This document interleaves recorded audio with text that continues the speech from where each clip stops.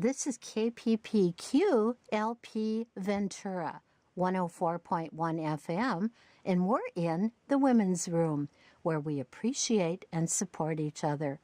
I'm your host, Kathleen Good. Our guest this afternoon is Johanna Casey. She is a longtime resident of Ventura, 50 years, and is here to tell her story of growing up in Germany during World War II, as well as her mother's story of struggle and hard times during the war. Hi, Johanna. We're so happy to have you here today and delighted that you're telling your story about the suffering of ordinary people during the war. Now, how old were you during the war, and how old were you when it ended? I was born 1935, and I was 10 years old when the war was over. So the war really started around 1932? 30, yes. Well, not the war. Hitler came in. The war was not going on then yet. Oh, I see. think this war started, it was probably around, see, I don't know that much. When you're a child, you don't pay enough attention, but I think the war started with when Hitler went to Poland. Oh. And it was, I think, already 1940 or something. So that's when actually the war started. And England declared war on Germany. So you were about five years old. So, that's all I remember. That what do you hear on, when they talk about on TV sometimes about Second World War. So I think that's what it was. But Hitler was already in 1932. That I know too. Okay. So tell us a little about your family. Now, did you have brothers or sisters? Yes. I had two brothers.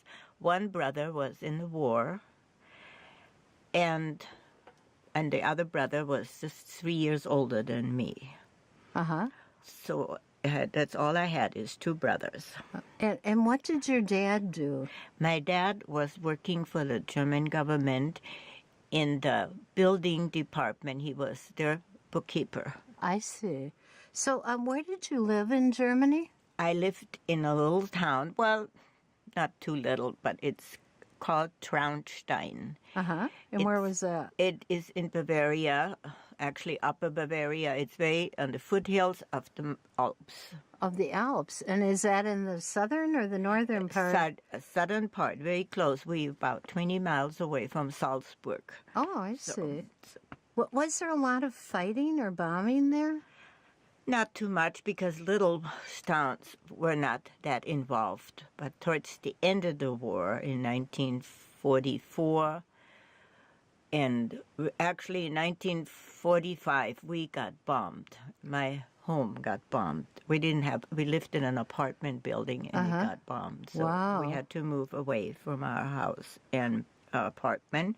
Well, let's go into that a little later, because I wanted to ask you some things about, to set the scene here. Yeah. The conditions in Germany which led to the rise of Hitler. Now, what was the general feeling of the population? Well, I guess as much as I only heard, because I was too little, but the people were very poor. It started to go, they have an inflation with the money, all their money they had and saved, I guess, totally devaluated. The mark was devalued, yes, and so it was very hard on them. And I guess people had no work, no money, no food, and then this man actually promised them he could help everybody, and he'd help the working people. He did help the working people because he started to build the Autobahn, which is actually his thing. And I think they all really enjoyed working again. But then, of course, it went into...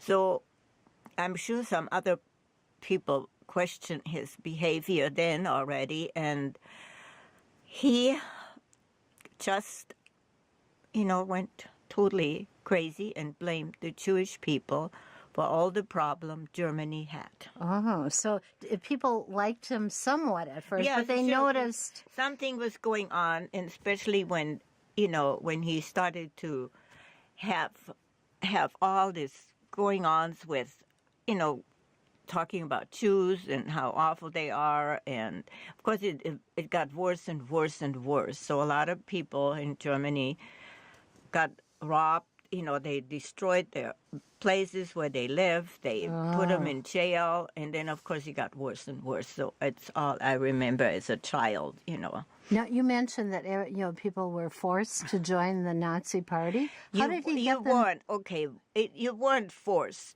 but, you know, it was a fear tactic. Oh. So my mother never joined. My father joined. But my mother never liked the regime. Oh, boy, that was pretty daring of her. So she actually made him get out of the party, is what I heard as a child.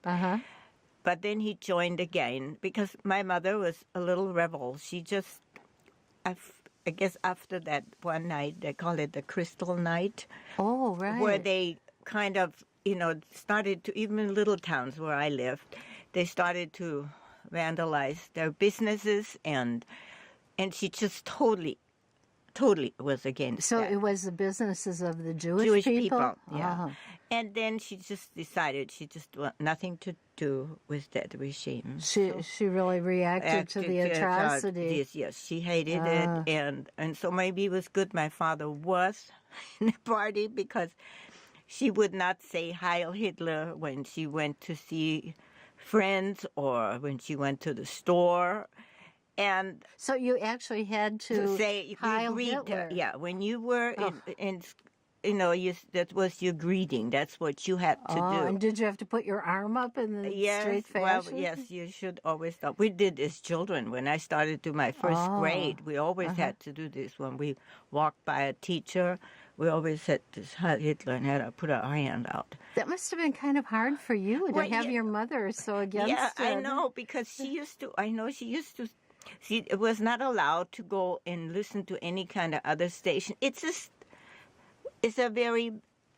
a fear tactic. Yeah, it is. And so she used to sit in front of the radio.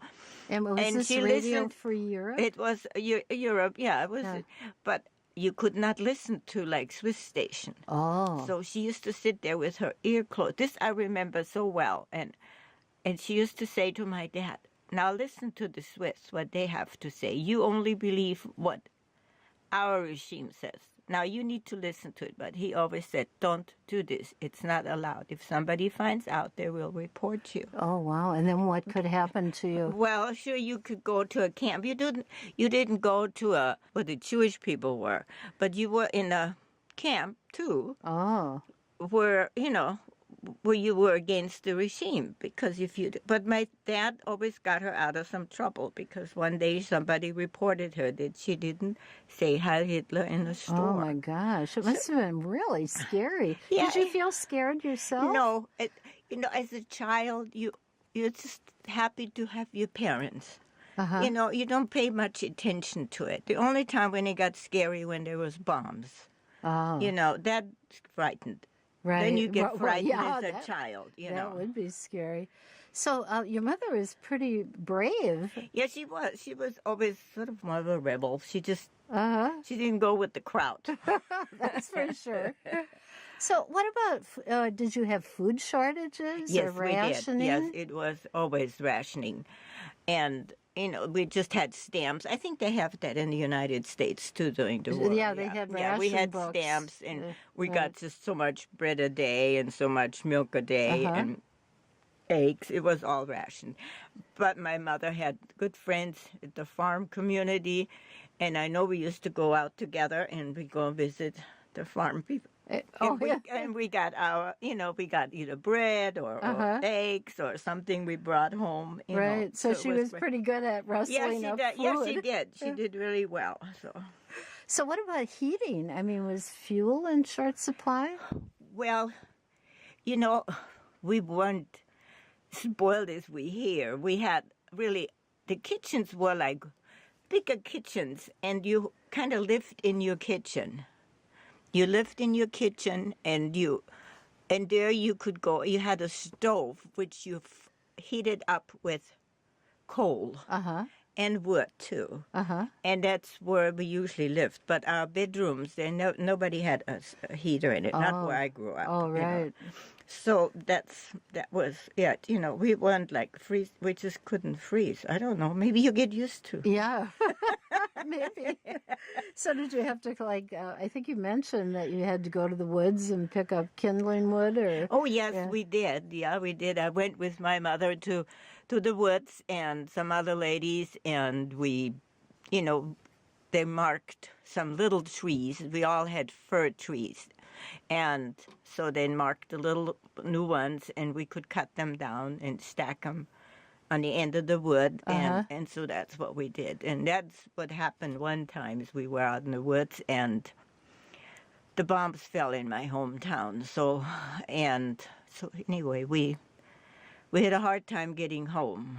We had our bicycles. My mother had a bicycle, and I did. And she was terrified because my father, if he was, you know, at office already, or if he where he was, you know. Wow. So, but it took us forever to get home because everything was demolished on the way home because they bombed the train station, and we lived pretty close to the train station. So that was quite a scary thing for me to go get home. But was this toward that? Now you mentioned that was that toward was the to end. The end. Yeah, I must have been about 9 years old then. Oh, you know, okay. see, our town, to stop the war, the Americans started to go. The big towns always got bombed, but the little towns, they tried to go and take care of their electrical parts and the train station to stop that fighting. So they bombed the train station, which was through my hometown. There's a big line going from all the way North Germany, Munich, all the way down to Austria. Oh. And they bombed that station, and it was totally destroyed. And then a week later, they bombed the electrical part of the town. Yeah, just to clarify for our listener, that was the Allies who bombed it in order to stop it. Yeah. Supply trains. But that was already in 1945. Oh, I see. And then soon after that, the war was over. Now, you mentioned to me a terrible bombing incident involving your friend Inga. Oh, yeah. She was a little girl I used to play with in our apartment building, and we, you know, that day when we went to get wood again, my dad and my mom and I, we were playing, and I said, well, I'm leaving now. I'm going with Mom to the woods. And she said, well, I'm going to go very far away today, too. And it was sad because when I came home, I heard that she died. So. Oh, she actually died in the building? In the bombing, yeah, in the building. That must have been really hard. Yeah, that was hard because I could have been in that basement, too. Yeah. You know, so I guess I was saved. Oh, that's so sad. And she said, I'm going to go very far away. Yeah, I know. I never forget that when she said that. You know. How could you? So let's talk a little bit about your mother. How did the war affect her? Well, she started to really to go and feed her children. See, my parents were already older. My mother was 45 when I was born. So to go and keep food for us two boys, because my oldest brother was already in the war. He was in the Air Force in Germany. But the other two, we were home, and so just to feed us was a big problem, to get all this ration together. But she always managed, and it was okay. But I think the worst time was after the war then, because everything stopped. You know, the stores were closed. You could not buy anything. You could do nothing. You know, you just had to go and scrunch wherever food we could get. Wow. Like what did you get? Well, there was just nothing there anymore. We went, as children, we sometimes played, and we went out to the farmers because it was a little bit in that little town, you know, so there was farms outside. And we used to bake for food. So anyway, and they gave us sometimes a piece of bread or something, and that's what we did. Wow. That was our fun thing to do. Right. But then there was a train which got bombed, and there was sugar in it, so it was all melted, and my dad and some other men went down there and got that melted half brown, whatever it was. It tasted sweet, And I remember eating that. Oh, why? That brown, burned sugar. You can still taste it. Yeah, wow. So I understand that your mother lived during 2 world wars. Yes, she did. My father was in the First World War. Oh. So she lived through both world wars. And after the Second World War, she had actually a nervous breakdown. Did she? Well, yes. I'm not surprised. Well, yeah, because after the war, everybody, tried to go and rebuild again. And my dad, working for the Department of Building, he knew all the people who got cement and stuff. So I know my mom and I and all the women, we got bricks and we chopped all the old cement off to go and stack them up for the building. So we did. We had that apartment got all rebuilt and we moved back in there. Oh, you fixed it up yourself. Yeah. Wow. Well, he did. We should have had builders, but anyway, we moved back into the house and then of course came all the after the war, the bad Nazis and the Germans. So my father, of course, was one, and we got thrown out of our apartment, and they put all the displaced people, like from the Czechoslovakia or from all those countries which they displaced. They came and they lived in our apartments, and we had to live in a prison camp. Oh my gosh. We're going to have to take a break here, but we'll come back to your compelling story. This is KPPQ LP Ventura, 104.1 FM, and we're in the Women's Room, where we appreciate and support each other. I'm your host, Kathleen Good. Our guest this afternoon is Johanna Casey. She is a longtime resident of Ventura, 50 years, and is here to tell her story of growing up in Germany during World War II, as well as her mother's story of struggle and hard times during the war. And we're back. So you were talking about, Johanna, about your mother and the toll that the war took on her. Did she live to be very old? No, only 63.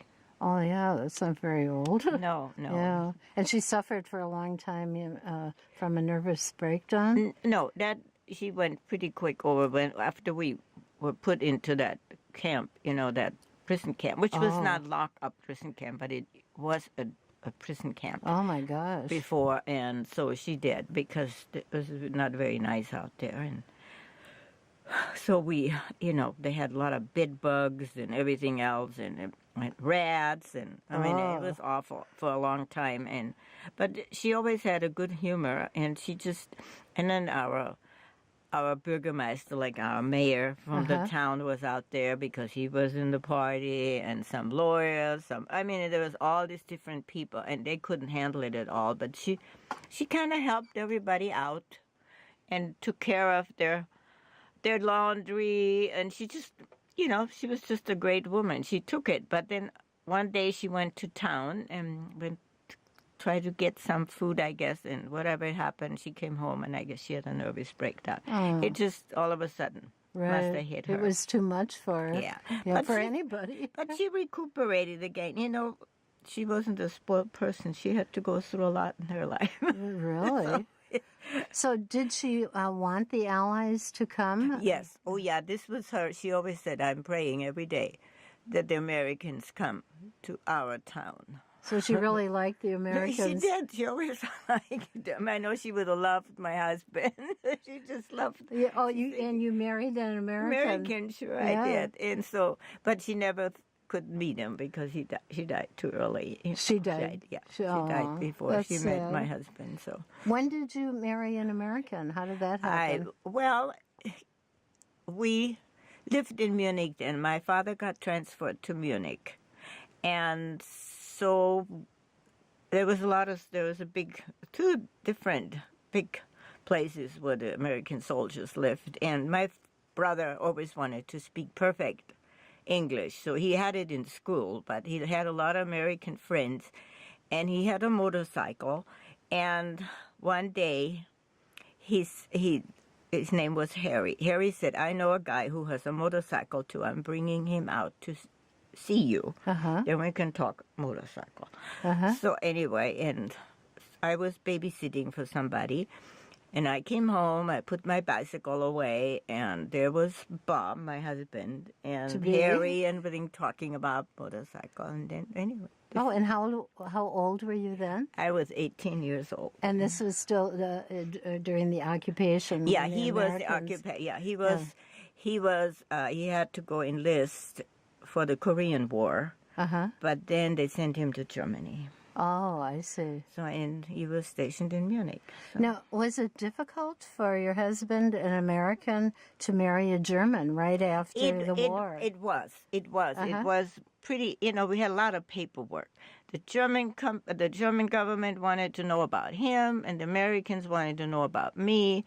So we had oodles of paperwork because of the occupation troops yet. So that was the problem. Right. So they were screening people. Yeah, and they really didn't wanted him to, I guess. So how long did it take for you to get permission? Oh, it took, over a year it took us. Oh, wow. So we finally got married 55, so... And did they question your father's membership in the Nazi Party? No, they never did. Oh, they didn't? I don't think, maybe, it could be that it was somewhere on the paperwork, but they didn't know. By then, I think it was already getting better about this whole witch hunt. They had like a witch hunt after a while. First, the Marshall Plan came in, and everything seemed to be okay. Everybody... try to go and help again, like they all do. Bomb it first, and then everybody wants to rebuild it again, the towns. But then came somebody else, and this I don't remember in this country, in the United States. Some other leader came in, which he was really nasty, and I guess he hated the Germans, and so my father got thrown out of work because he was a Nazi. Oh. That was right in 1946, about 7. And so it was pretty hard. So the suffering didn't end when the war ended? No, and so and so my brother really is the one who kept the family going. He was trading all kinds of things. He bought potatoes on the black market. I mean, it was kind of wild, but he actually supported the family for a long time, out there in that prison camp. But it got better. After a while, I think they realized they need the people back in their offices. But he didn't want to stay in my hometown, so we moved to, it was called WWII. It's a little town on the Danube, sort of in the middle part. And it was a very lovely town. So anyway, we moved there, and it was, it was very nice. We finally had a nice apartment, and my mother was getting happy, but then she got really ill. I guess maybe she always had a bad heart, so I think in those days, nobody paid attention to heart problems. You just died after a while. So, anyway. There was no screening for it or anything? No. So she had a stroke, and then she died. Oh. So when did you come to the States? I came to the States in 1956. My husband was from Chicago. And we moved to Chicago. And his parents were very nice to me, so it was a very nice welcome here. And how did you get to California? Well, my brother always wanted to immigrate too.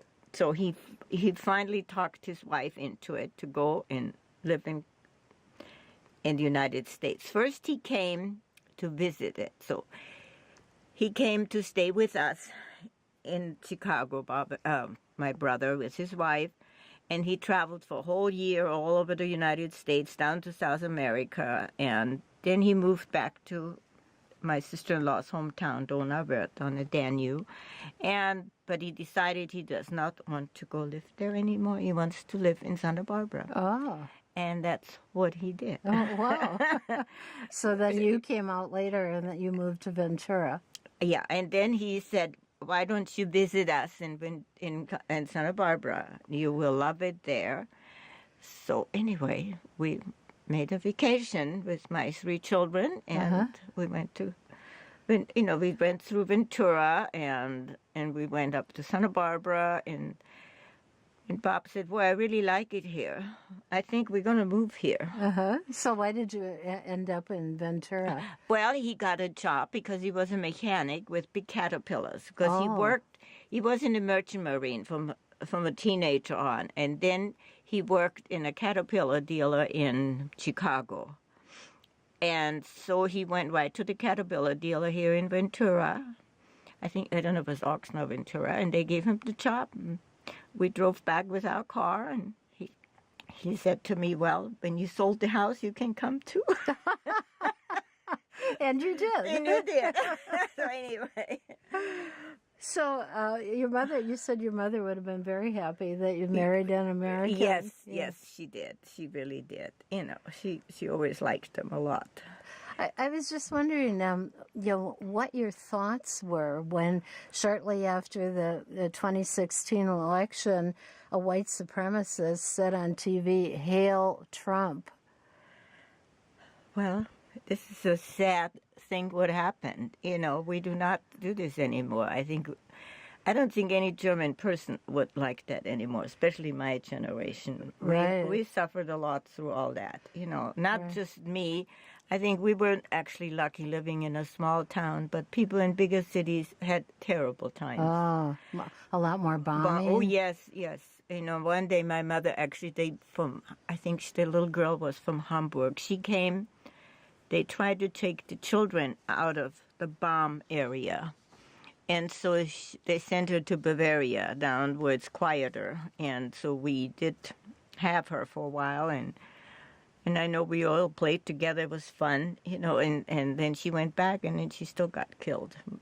They sent my mother a letter and told her that she got in a bomb raid, got killed. A lot of sadness. Well, so just finish that up, and we're going to have to go to station ID. Okay. Well, anyway, this was the story about that little girl and all the horrible things what happened in the war. Yeah. Well, Johanna, thank you so much for sharing your story and for bringing to life a time which is now history that many people don't even know about. Yeah, no, that's true. Thank you so much for coming on. Oh, you're welcome. You're welcome. I enjoyed talking to you, Kathy.